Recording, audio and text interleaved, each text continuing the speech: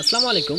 অনেকেই কমেন্টে বলছেন যে আপনি কোন মোটর দিয়ে গরু গোসল করান, কারণ এত পানি হওয়ার কারণ আমি 1.5 ইঞ্চি মোটর দিয়ে গরু গোসল করাই। কারণ এটা দিয়ে আমাদের কৃষিকাজ করি, ওখানে সেচের কাজ হয়ে যায়, এমনকি গরুর গোয়াল পরিষ্কার করার কাজও হয়ে যায় এবং গরুগুলোকে ভালো করে ধুতে পারি এবং অতি তাড়াতাড়ি গোয়াল ঘর পরিষ্কার করতে পারি।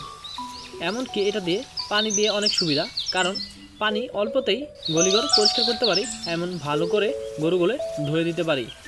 সকাল বিকাল দুইবার বিদেশি গরুগুলোকে ধোয়াতে হয়, কারণ এখন গরমের দিন গরুগুলোকে দুইবার ধোয়াতে হবে, কারণ এইগুলো গরুর একটু গরম বেশি হয়ে থাকে। আর গরম যদি বেশি ধরে তাহলে আপনার গরুর অনেক রকমের সমস্যা হতে পারে। এই জন্য গরুকে আপনি সকাল বিকাল দুইবার গোসল করাবেন। আপনি দিনের তাপমাত্রা দেখে গরু গোসল করাবেন, কারণ গরু যদি গোসল করান দুইবার নিয়মিত, তাহলে আপনার গরু গরমের দিন একদম পরিপূর্ণ সুস্থতা